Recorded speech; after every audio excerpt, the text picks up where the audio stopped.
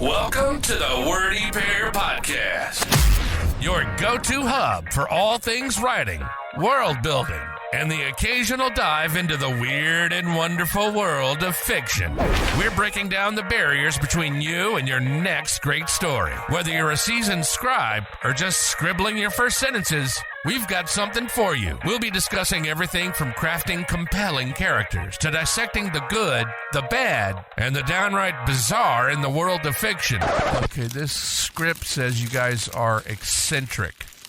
Isn't that just a 3-syllable word for weird? No offense.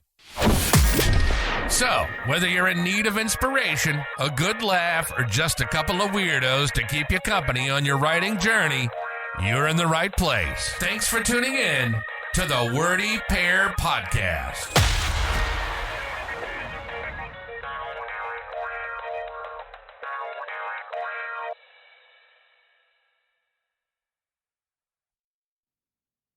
Hello and welcome everybody to the Wordy Pair Podcast. As always, I'm Rudy. And I'm Justin. And today we're going to be talking about, we're going to be talking about a book that I recently read called Solaris. But to widen the topic a little bit, we're going to talk a little bit about, philosophy in science fiction, I think is something we can do. Because this book, Solaris, is often, stated to be like a philosophical science fiction book, which can simply be pretension, and in the case of Solaris it is, but there are certainly places where actual philosophy ends up in science fiction, and sometimes it's worth actually looking at, so that's kind of our topic for today. I guess we just can't trust any book that has the word solar in it. Is that what the takeaway that we're supposed to get from it could this? be, yeah. I mean, you're talking about, Solar what was it called, the Solar and- Express? Yeah. Are those the only two examples we have? Those are actually the only two example I can think of, so... Oh, okay, so, that's yeah. not... So maybe we still can trust books with Those the aren't word great solar in it, statistics. just not I mean, we those two. haven't... just by counting error, we're at 1.4, so yeah, it's not great. Hey, 2 is a coincidence. We just need one more. I guess so. So what you're saying is that you're going to take it upon yourself to read every book that you can find with the word solar in it? No. Okay. So because then I would have to read the... I would have to read the biography of the Metallica guy, that's Solaris. Oh. That was a joke, right? That the fact that you couldn't recognize it tells me it wasn't a good one. Well, I just don't know the names of band members very much, so it took me a second to realize one of the guys in Metallica is named Lars. I don't remember if he's the that's... singer or the drummer or I don't know anyone in Metallica. Yeah, that's the problem. That's the problem with this joke, is that you're the level to which you're unsure about the names of the members of Metallica, triple that, and you have me. Yeah, so but the fact was it had the word solar in it. That was the joke, and yes, now I it's got spoiled, and I'll never have that We'll recipe never have that again. recipe again. Don't do that. God, that Beetlejuice movie sucked. No, okay, back on track. So one of the reasons I picked up Solaris is because I wanted to look for classics of science fiction. And, this is one of they're like, oh, it's a famous old book by Stanislaw Lem. He was a Polish writer who, was working, during the Soviet times. And, his most famous book probably is Solaris. And so one day, a few years ago, I picked up a copy and I said, what the hell, I'll read it. I'll check it out. And man, it is a slog. I mean, the back of the book has stuff like this. Quote, "A fantastic book," says Steven Soderbergh. Unquoted, but long considered a classic, Solaris asks the question, can we understand the universe around us without first understanding what lies within? And then we also have, quote, "A novel that makes you reevaluate the nature of intelligence itself," and McCaffrey. And you know who Norm Macdonald was, right? Yeah. Well, at the risk of doing doing a poor job of delivering one of his jokes, all that stuff that I just read, the lauded, the wonderful, amazing things about this book, that sounds like a hell of a lot of commie gobbledygook to me. That, I mean, it's never wrong to call stuff commie gobbledygook when it is, so the joke Well, stands. the thing about this is that it's not specifically communist. It's just that it was written by someone stuck behind the Iron Curtain. I don't know anything about Lem's particular political stances, or what political stances he was forced to take, and what political stances he actually held. But I feel like the people that like this book are doing it because they like it, because it's an example of Soviet literature, and I think that is not a good reason to like a book. So I mean, it's not a reason. It's just like it's not. It's an example of something. It is literally commie gobbledygook. That's what I mean. The reason is the book isn't, but the reason is. So if I had to summarize the plot of Solaris in one sentence, here's how I would do it. Green Lantern plus Freud on a space station. Like the Green Lantern, the superhero? Yep. So there's a guy who has superpowers that involve his imagination, and he's No, talking it's to Green a Lantern plus psychologist? Freud. See, Green Lantern made things from his own imagination, but Green Lantern plus Freud makes things from your subconscious. Oh, well, so it would be a really good parody horror version of the Green Lantern if Hollywood still made good movies. So there is a movie version of Solaris. I've heard it's very boring, which it would be in competition with the book for that. So to give a little bit more detail, there's a planet. It's a very weird planet. The planet is called Solaris. It is orbiting around a binary system of stars. One of them is a red star, one of them is a blue star. Okay, that's all vaguely interesting. Now the planet, based on the way that that binary system works, the planet is supposed to have an unstable orbit. It should fall, on the 100,000-year time scale, it should fall into one of the stars. Does it suffer from the 3-body problem? It does. What scientists discovered is that the planet of Solaris does not have a decaying orbit. And the reason why is because there's this massive ocean taking up the entire surface of the planet that appears to be an intelligent being.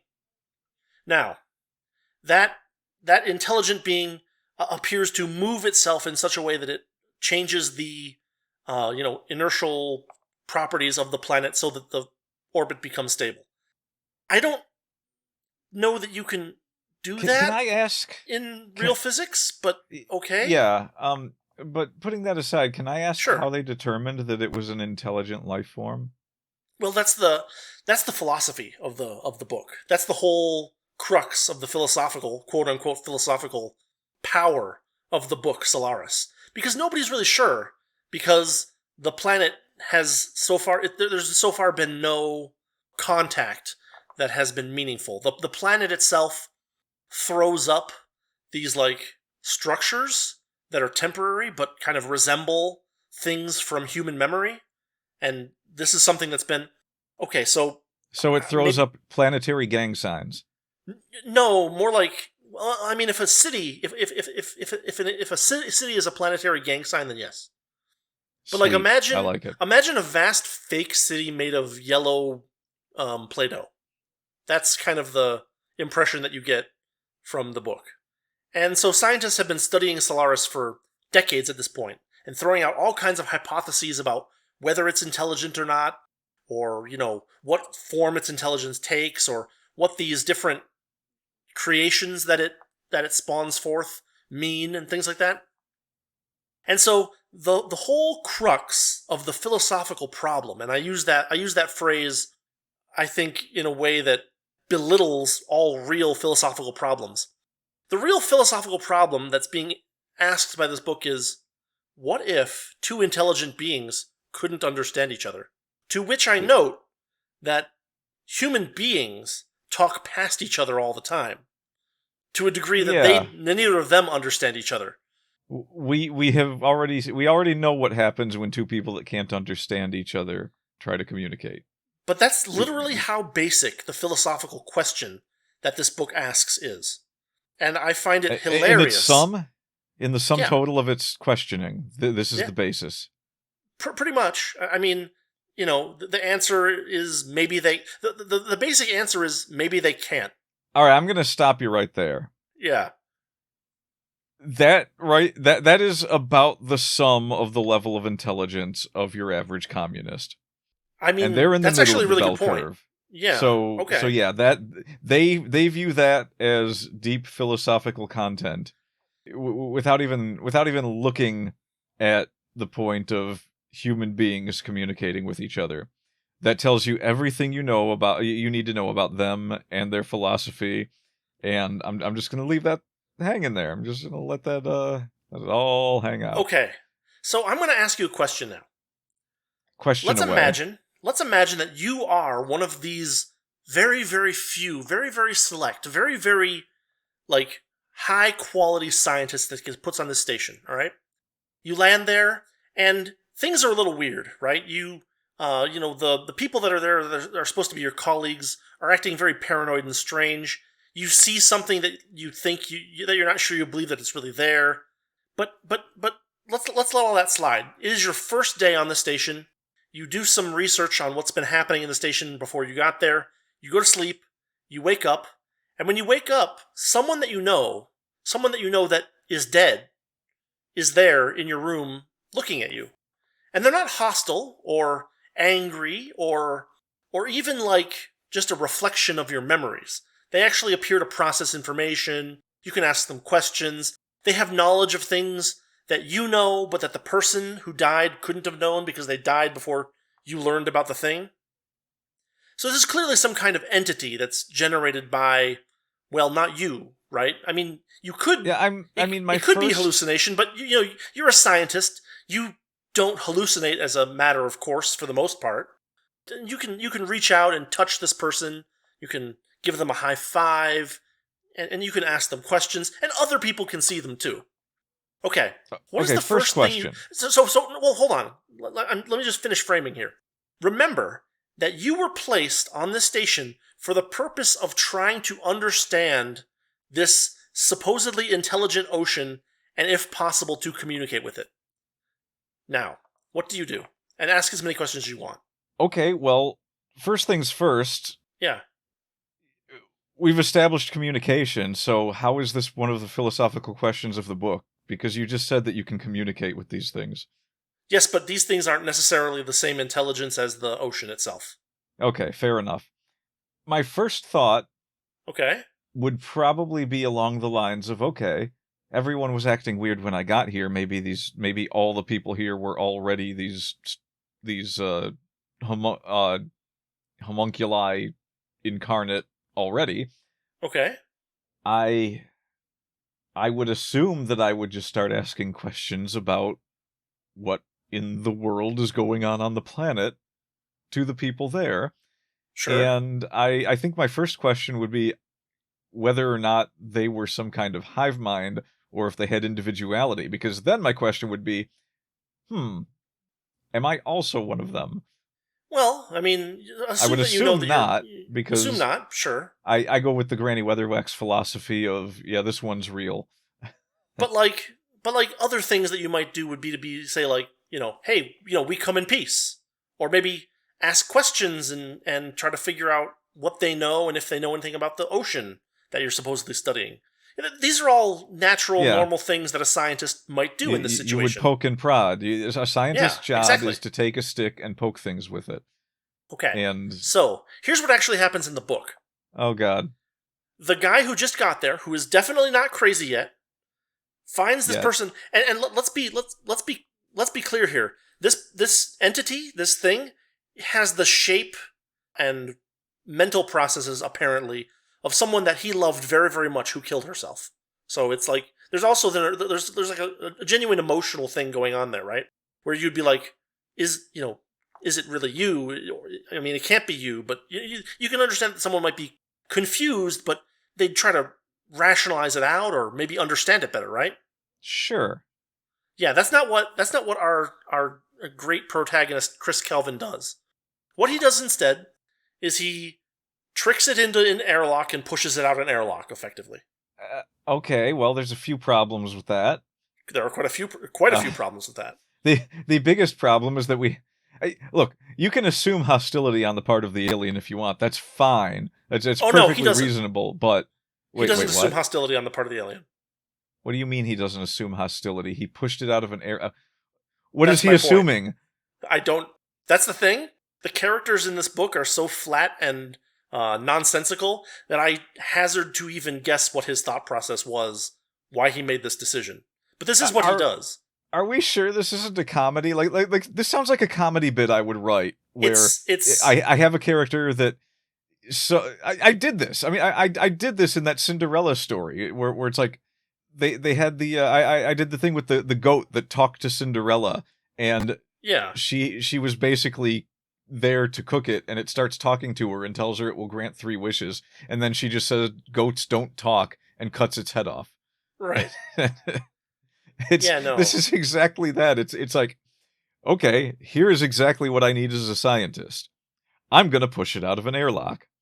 Let me say that if this book is intended to be a comedy, then it is the worst translation I've ever seen. Also because fair enough. At no point do I smile or laugh or chuckle or even say, haha, that was clever during this book. Because I'm just picturing the guy like, you're not alive, and pushing them out of an airlock. Basically. I mean, it's a little more complicated than that, but that's pretty much what he does.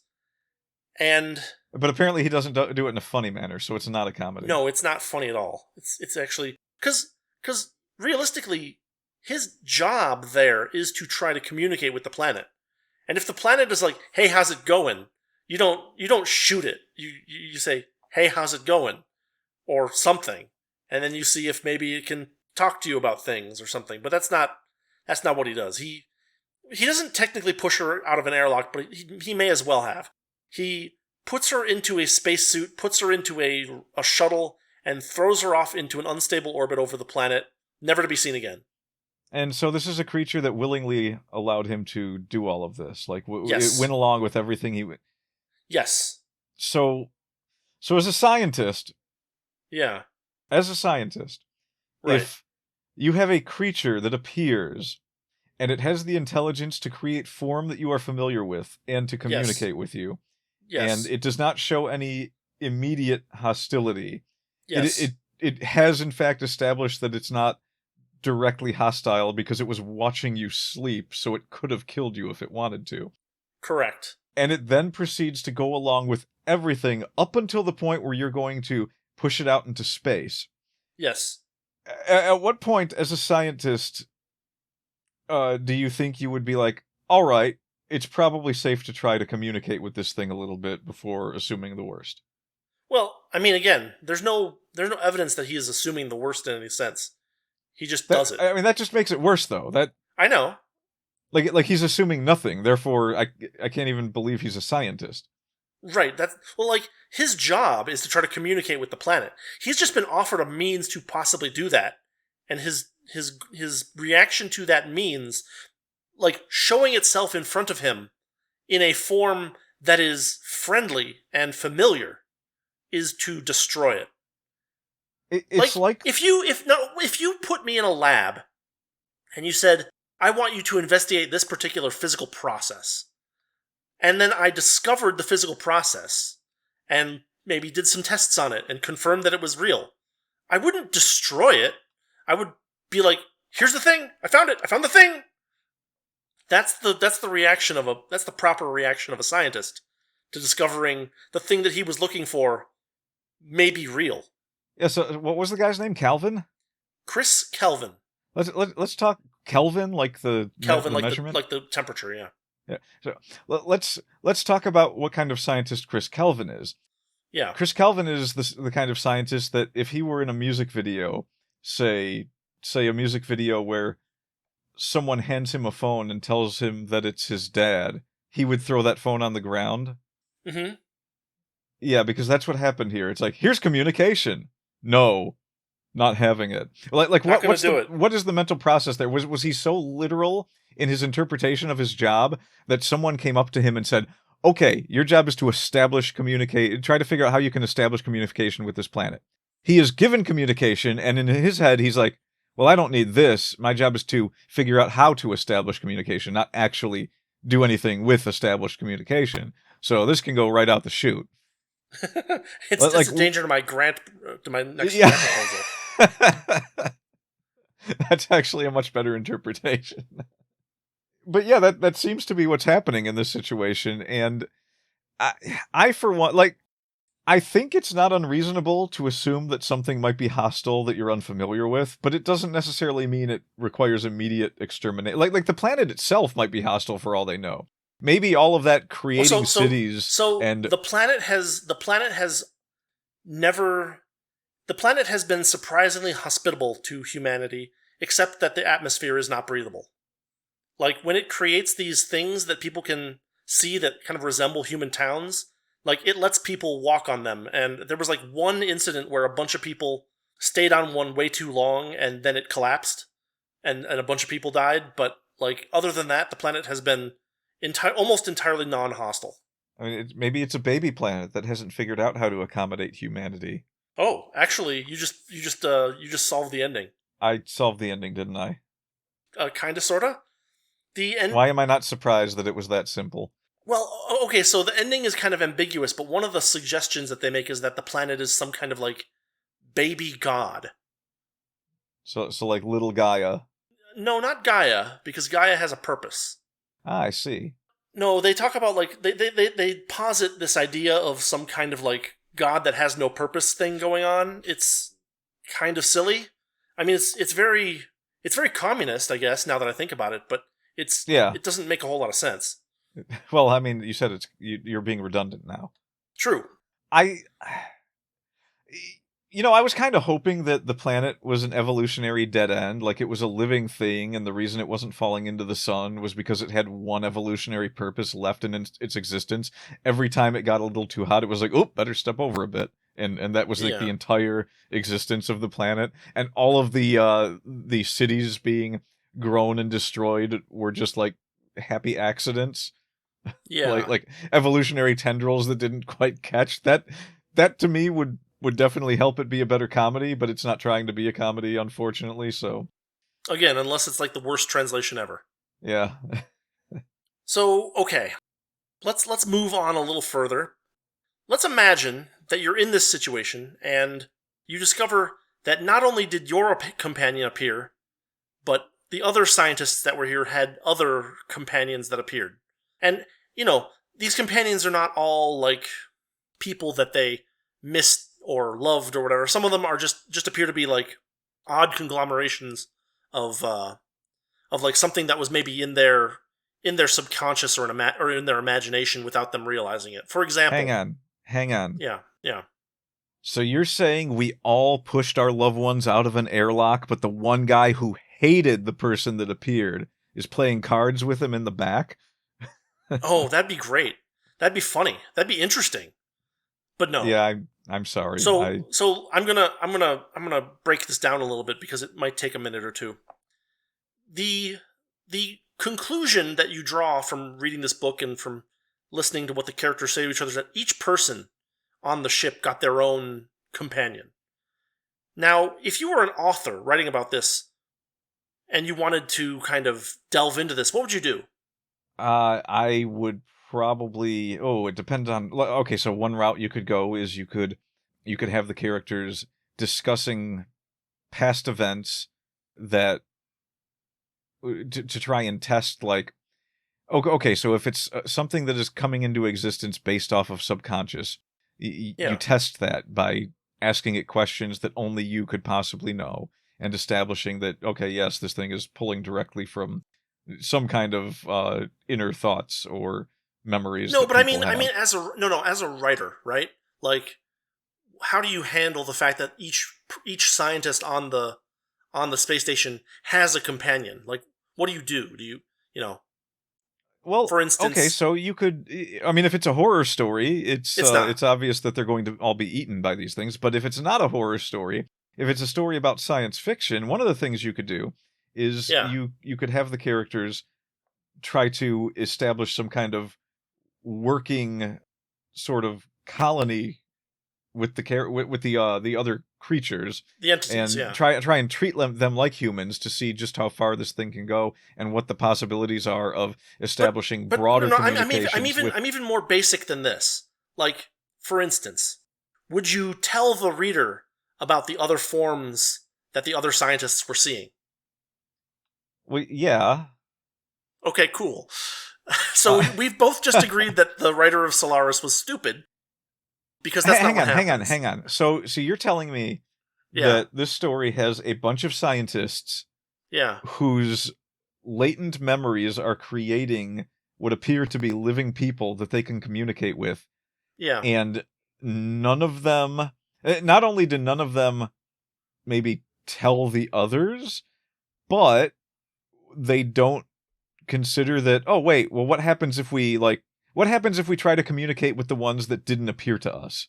Like, that would be the very first thing I would be like, hey guys, let's swap here and see what happens. Oh, it's so much worse than that. Did they do nothing? Like, what did they do? It's just like, hey, look, they did practically nothing. Yes. It's just these people standing here that look like people we knew. Just let me go through this. The first, so Kelvin lands on the station. The first thing he learns when landing on the station is that one of the previous scientists, an old friend of his named Gibarian, is dead. There are two other scientists left on the station. One of them is named Snow, and the other one is named Sartorius, I believe? Those are real names. Sure.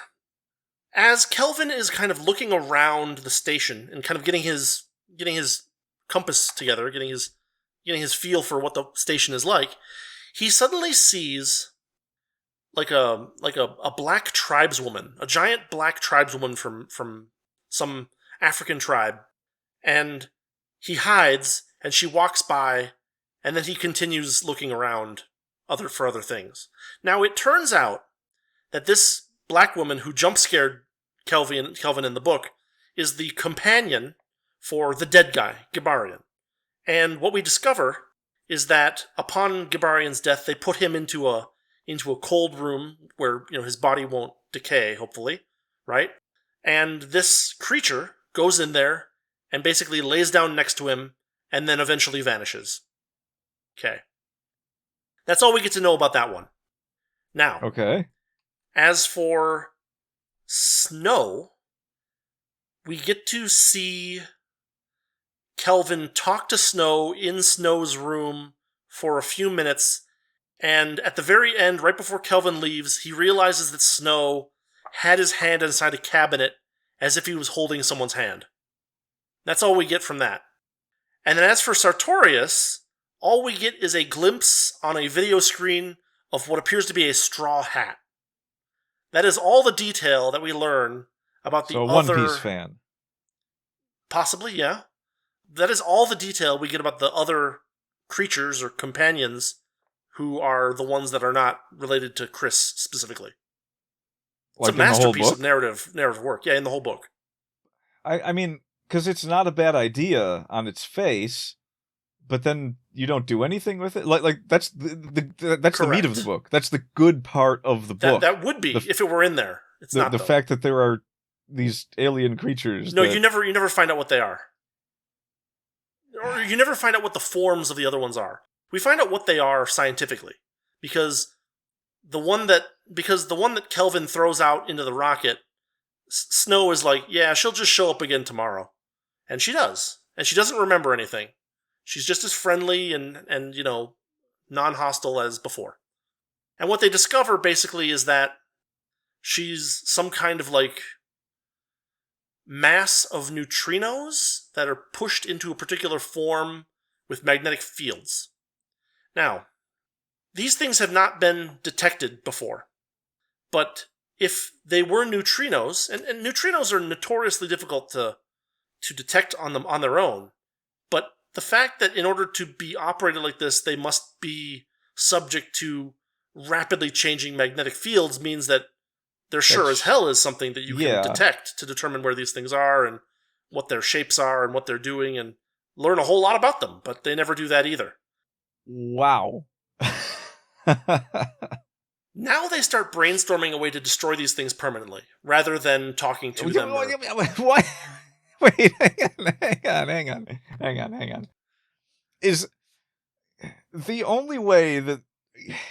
Okay, this would be acceptable if there was, like, if they had, like, the stereotypical, like, army sergeant or someone on the station that's like, clearly everything is hostile and we must destroy everything and we can't trust anything. Like that's a trope that gets used a lot, and that at least would give it some kind of like merit to them going out and destroying these things, because at least there's someone pushing them to do it. But these are scientists that are just like, they're just taking up the mantle of, why don't we just destroy these creations for no reason, even though we are expressly here to study what is going on with this planet. Why don't we just destroy everything it throws at us? Like, what part, that maybe that could be like the final part of the experiment. Like, maybe we'll get to that, but let's see what happens first. No. What you do is, as soon as they figure out that they're neutrinos, Chris Kelvin spends a day reading up on neutrino physics.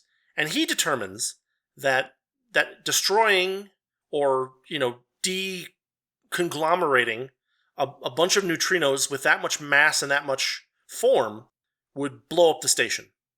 These are like the biggest hick scientists I've ever heard of. It's like, yeah, there's some science I'm not going done yet. on over there. I'm not done yet. Because the other scientist, Sartorius, also looks into neutrino physics and says, no, it should be fine. Now, how do you as a writer work on this clash of ideas? Scientist A, our point of view character, is saying, if you try to destroy this creature, you will blow up the station. And we have another scientist who's saying, no, I don't think it'll release any excessive energy sources by destroying this neutrino thing that we've never seen before. Now, how do you deal with, as a writer, that conflict? Okay, I know this isn't the answer you're looking for. Oh, yeah. But my answer is going to be, you just have one sane guy who's like, why are we trying to blow them up? Yeah, that'd be one thing to do, yeah. Let's assume that there is no such person. Okay, what do you do then? No sane people. No sane people. Then you probably you create dissonance or some raising level of mistrust between the person who wants to blow them up and the person that and the creatures doing things that lead to more mistrust, even though they might not necessarily be doing. No, but I mean, like, even on a more basic level, you have these two scientists with different ideas. How do they oh, well, okay. If decide the answer to this question? From a straight science point of view, I guess you would have the two of them get together and say, all right, well, let's just be sure this will work. And you would have them. Yeah, these are all great ideas. Keep going. They sit down and they come up with a way to make sure that they can pull off their experiment, which is what this is. Yep. Without doing anything that would damage the station, which they might even argue with each other or have a discussion or or maybe compare notes. We've already pushed one out of an airlock, so maybe we could do what we're trying to do when it's outside. To that one, that's a great idea. That's awesome. Yeah, absolutely. I mean, and I'm not even a scientist. Right? Yeah. Okay. Dare I say I'm not even a communist? I mean, how am I coming up with this? I don't know. Here's how Stanislaw Lem does it. Oh. Kelvin goes to sleep one night and he wakes up and Rhea is gone because they blew her up while he was sleeping. All right, so we don't actually get to see what happened when they blew her up. Like they're just okay. So let me get this straight. They say that she just vanished with a small popping sound. Let me get this straight. We establish a point of conflict, and it is solved off screen while a character is sleeping, and it actually has zero payoff. Correct. Okay. And they don't even confront each other about the difference of their ideas. Yeah. Writing tip for the day: don't do that. Yeah, that would be the baseline of things not to do.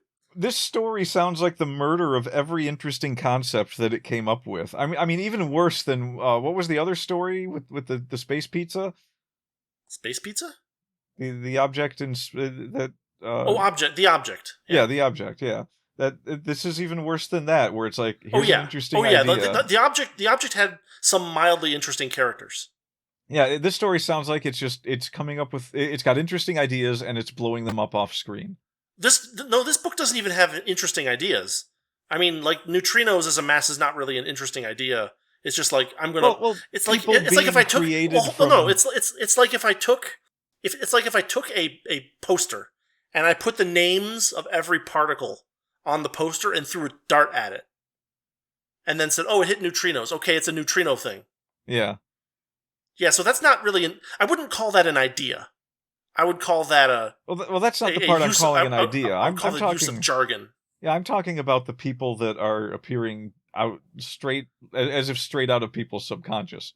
Sure. And it doesn't sound like anything interesting was done with that. Like, there's no communication with them on any substantial level. You apparently don't get to see more than like two of them. You can communicate with them. It's just that they don't appear to be able to communicate with the rest of the ocean.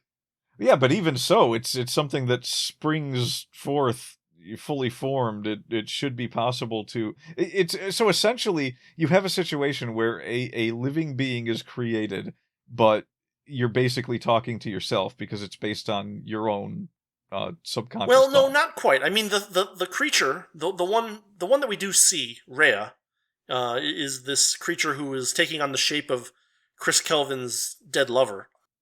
She does actually develop a little bit. Like she discovers that if she's not within sight of him, that she has this very powerful compulsion to like get to him and to like literally break through anything that is between them, kind of thing. They discover that, except for the fact that she actually appears to be made of neutrinos. The rest of her, yeah, kind of the ultimate tsundere, yeah.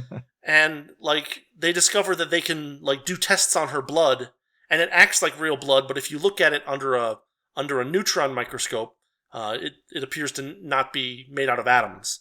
We discover that she doesn't need to eat, but she can eat if she wants to.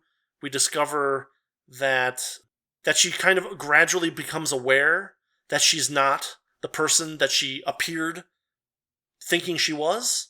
So she's like, her knowledge is changing, right? Right. But that's basically all we get.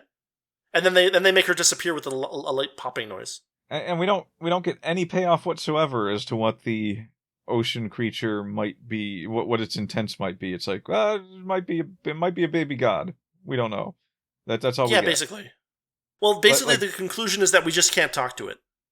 And it can't talk to us. Because there's two very big things that would be interesting to explore right on its face. One, sure, is it trying to mimic life to replace life, or is it trying to mimic life to communicate with other intelligent beings? I mean, based on the story, we can tell that it's probably that it looks like it's trying to communicate.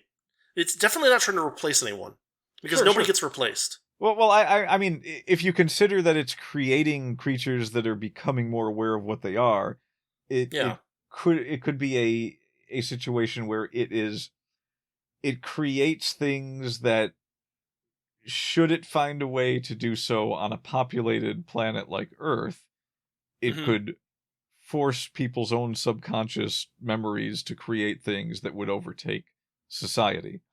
Yeah, maybe. None of that's in the book. Yeah, well, yeah, we're not here to explore things. We're scientists. I mean, there's a limit to the level at which you can read into something, right? Like, you can say, well, maybe it's this, but if there is no evidence or lead up or hint of that in the book, then it's you writing, not really Lem. Well, yeah, but that's not my point. My point is that... Oh, no, I'm just making a point that it's bad philosophy. Well, my point is that nothing happens. That's also true, yes. Which is not... I mean, as an experiment, you can write a story about nothing happening, and that's fine, but... Sure. Like, for one thing, to call it a great philosophical work, that's a bit of a stretch. And for another thing, I tend to believe that one of the reasons people might want to read books is for some entertainment value and some exploration of ideas. And especially if your book is being heralded as philosophical, it would be nice if it explored, maybe one Yeah, I mean, idea. absolutely. This is one of the things I love about science fiction, is that sense of wonder, of exploration, of seeing something new, some idea that I've never thought of before. None of that is in this book. Yeah, because I In think we've fact, gone over 10 the book things is that... as if it's been deliberately drained of any sense of wonder or exploration, to the point where the characters are default hostile against things they're supposed to be studying. I just can't get over that. Well, yeah.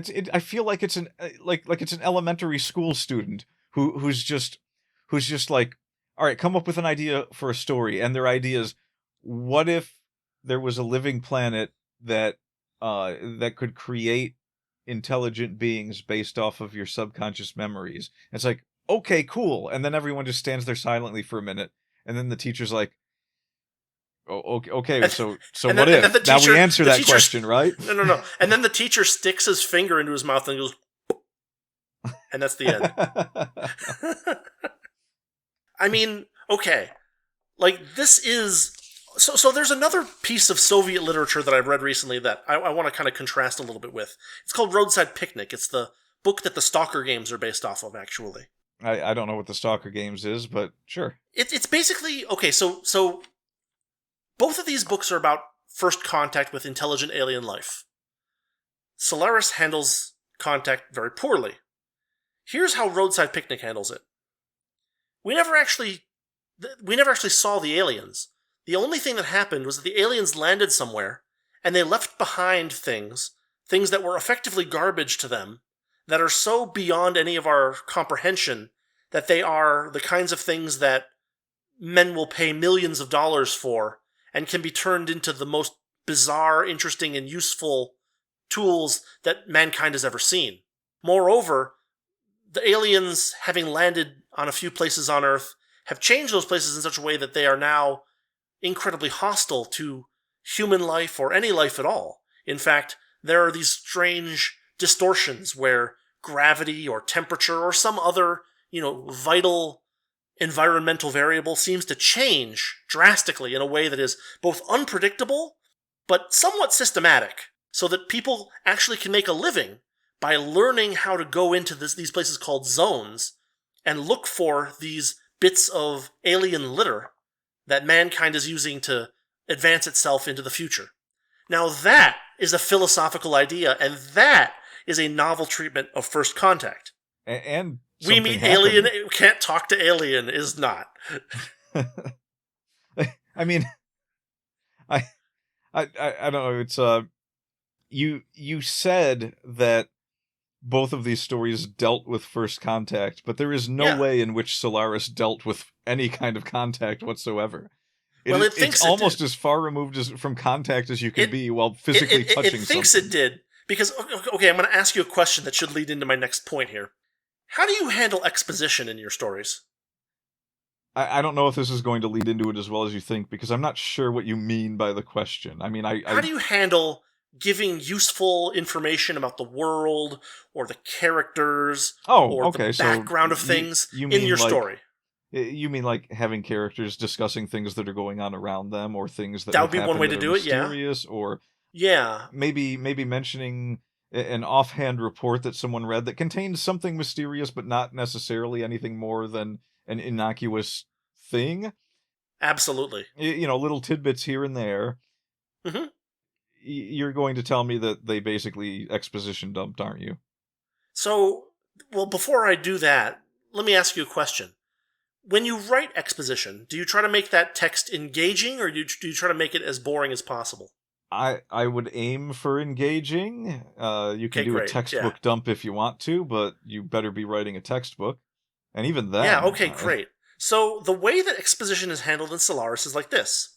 Kelvin will go into a room, and he will start reading a book. And then you will get a 7 to 15 page dump of the contents of that book in the blandest, most dull, drab, barely coherent language. Okay, hang on. I got this one. Yeah. Cliff's Notes to Kill Yourself By. Okay. I think that's what you're describing here. Basically, yes. So he's going in, he's reading a book that probably doesn't exist in the real world. Correct. And you're getting an exposition dump of a book that already doesn't exist. Yes. To get the rundown on what it would be about if it did, and it's not terribly interesting. It's not only that it isn't terribly interesting, we also just get the contents of the book. We don't really get Chris's reaction to it for the most part. He just kind of reads it, and then we get 15 pages of exposition. And this happens, I believe, 2 or 3 times throughout the book. And you're sure he's not one of the homunculi? I mean, the presumption is that he is not. Okay, because he sounds like a homunculi of a person. Yeah, he doesn't have... It's funny because he's supposed to be like a real scientist that's actually interested in this place. I can't find the page where he describes what his field was, but I even think his field might have been psychiatry, which is terrifying. But yeah, that's how exposition is handled in Solaris. They just massive, boring dumps of text that are not fun to read and are not even bounced off of very much by the characters to kind of make them interesting and make little callbacks to them. Can we get back to the part where he's a psychiatrist and... I'm not sure about that. I was looking for the page where he describes what his area of study was. I just can't find it off the top of my head. Making the assumption that it was, that only makes it worse that his it's not really even relevant because no it at no point does his it would be if his initial reaction if his initial reaction was to take an alien life form and immediately attempt to destroy it by throwing it out of an airlock. Yeah. I feel like there's a little bit more that a psychiatrist's training could do with that situation than go straight to the airlock. I mean, I feel like anyone's training would be a bit... Yeah, like especially a person whose job it is to communicate with this planet or whatever form of communication. Yeah, like even the sergeant that wants to throw it out of the airlock would be like, okay, I want to gather some intelligence first. Yeah, I mean, he does talk with it a little bit, but then, yeah, it's straight to the airlock. Even after he's determined that she's not hostile and yada, yada, yada. See, the problem with communists and the literature they like is that they can only like literature that can be taken at the average intelligence level of a communist. And and so this is as good as it can be. Mm-hmm. This is anything more, and if there's any more thought put into a story than what is in Solaris, it's outside the state. Yeah, because we don't want individuality to appear in it in any way whatsoever. And I mean, there's definitely individualism in the book. Like one of the people. So I did a review of this book on my personal channel, and one of the things someone said was that, well, maybe they were trying to like make, you know, maybe it was supposed to be like communist propaganda of some sort. And like, I mean, I'm fairly familiar with how a lot of communist propaganda went, and, you know, even a little bit of knowledge about like the dialectical method and things like that. A little bit of this misinterpretation. Book doesn't give that. I'm talking about the individuality of the people reading it. If they're displaying too much intelligence by reading something of a bit higher caliber, then they're not a good old comrade. They're the bourgeoisie. Okay, that's reasonable. Yeah. But yeah, I see what you mean. It's entirely possible that all these things are attributed to this book, where in reality it's just a boring sci-fi story, quote unquote story. Barely. It's barely science fiction. And it may have nothing to do with any real communist propaganda at all. Yeah. It's yeah. But it sounds right up the alley of people that would treat it as such. It really does. I mean, if the book was a little bit longer, I probably wouldn't have finished it. Was it like a Manos Hands of Fate thing, where you're just hearing Tom Servo's head and Tom Servo's voice in your head screaming "end"? Well, it's a very short book. It's a 200-page book, and so, you know, it doesn't take very long to read it. And like, I picked it up and I read it the first time, and I was like, this isn't very good. And then I set it aside. But now, since I've been doing more like book reviews and stuff like that, I thought, well, you know, maybe I didn't give it enough of a chance. Maybe I was wrong. Maybe I wasn't giving it, you know, a close enough look. And so I sat down again and I gave it a real good close look. And yeah, it's bad. For all the reasons that I described to you and more. You know what I love about Roadside Picnic? The honesty of the title, in that you described it as aliens showing up and basically like running their RVs through different cities on Earth and leaving trash behind, and then just taking off and never being heard from again. It's a very clever title. Yeah. It has believable and relatable characters. It has a reasonable and satisfying plot. It has a clever and engaging ending. It has exposition that's woven into the story and drip-fed to you rather than giant blocks.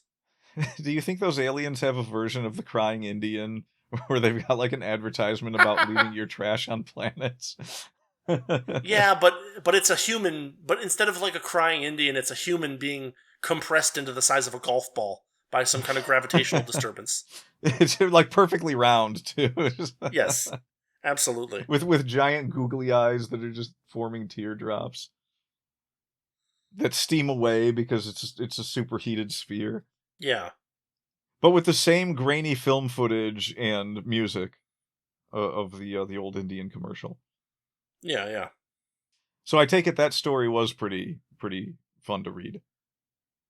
Roadside Picnic is good. Yeah. Roadside Picnic is actually good. I mean, it's not amazing, but it's quite good. Well, and like sitting back and comparing it to Solaris is like night and day. Yeah, I think that a book doesn't have to be amazing. Every book you read doesn't have to be amazing. It would take the fun out of reading if, like not everything can be as good as Umi Neko. It would be nice if it could, but people would, if there were 1,000 different things as good as Umi Neko. I would just be satisfied if my philosophical science fiction had some philosophy in it. Yeah, I mean that would help. Like even rather than like the most basic dumbass question that you could possibly ask. Yeah, like just maybe a modicum of something that requires a bit deeper thought, other than like you said, writing the story yourself. I mean, we came up with 10 pretty good ideas that you could do with such a story, and none of them. I'm imagining like what's that guy who does the sketches about the things for the movies? Oh geez, what are they called? The pitch meetings. Pitch meetings, yeah. I'm imagining that. It's like so what's the great philosophical question that this book asks? Alright. What if there are aliens? Okay, I'm listening. And what if we met the aliens? That sounds cool. And what if we couldn't talk to them? Alright, and then? No, that's it. And then, yeah, what's next? No, that's it. That's the whole thing. Are you sure? Did you forget a page of your notes or several pages of your notes? Because that seems to me like the most basic possible, obvious philosophical question that's been handled in literature over and over again from, what's his name, Jules Verne to H.G. Wells and beyond. I mean, I realize we're behind the Iron Curtain, but we can probably do better than this, can't we? I don't know. Have you ever seen a Lotta? Ooh, good point. You're 100% right. That book would make a great pitch meeting video. I can see it perfectly. It's like, oh, okay, so I guess there's going to be a lot of trouble figuring out how they're going to destroy these neutrino things. I guess that's going to be hard to handle, right? Oh no, it'll be super easy, barely an inconvenience, and exactly. So it's like, okay, well, what happens? Yeah, they'll just destroy him off screen while the character's asleep. It's a pity he doesn't read books. That would be great. I mean, I guess we could start. Nah, I don't like to steal other people's shtick unless it's Monty Python. You can steal Monty Python all day long because they basically did everything. I don't know. This shtick might be worth stealing. It is. It's a very good shtick.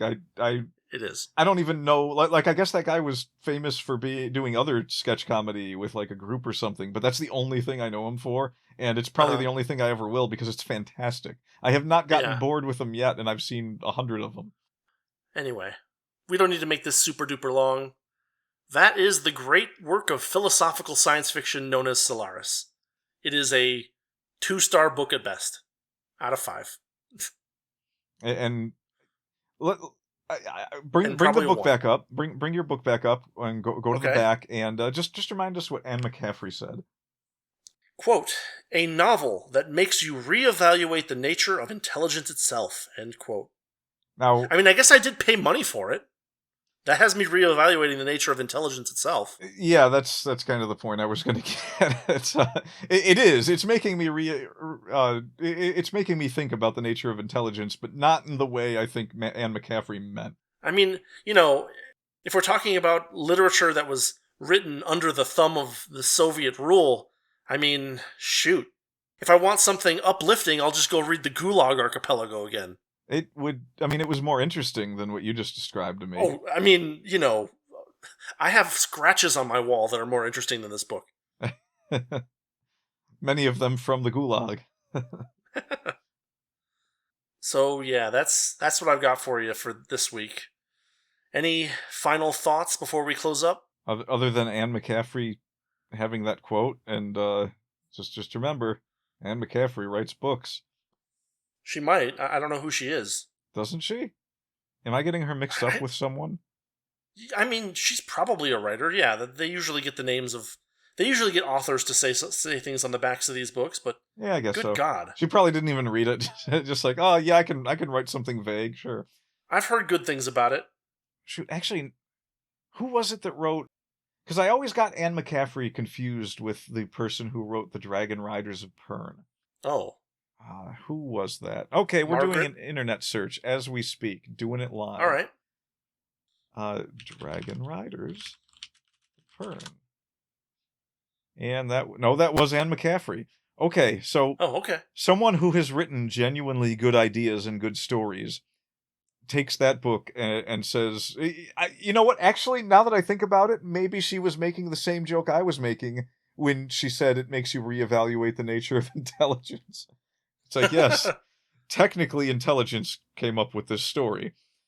And we need to... That's the philosophical question right there. That's what warrants further thought and probably depression. Yes. Yeah, so maybe she was just making that joke. I don't know. Because I genuinely like some of the Dragon Riders books. Some of them were really funny, too. And actually, the funniest thing I recall... They weren't funny on purpose, but one of the funniest things I recall from the books wasn't anything to do with the books itself. It was an audiobook version of the book about thread, which is the stuff that will occasionally fall down onto the world that if anything living touches it, it dies. And one of the jobs of the Dragon Riders was when thread invaded the universe, they were supposed to ride around burning it all up before it could become too big a problem. Oh, and cool. The person who was doing the audiobook narration for that particular story, the way that he was doing the dragons' voices made them sound so ridiculous. Like, they sounded like vaguely not interested, but also overly worried about the thread. Because when the dragons would see the thread falling down, one of them would be like, "Thread!" And it was just like way too like soft voiced but over dramatic. That's all I'm ever gonna have in my head when I think about the Dragon Riders of Pern from now on. but the books are, at least the books I read, were pretty good for the most part. Yeah. I don't know if it's got a bit of a roller coaster to it where some are good and some are bad, but I've not really heard anything terribly bad about it. So yeah, I guess I don't have anything bad to say about Anne McCaffrey in that sense.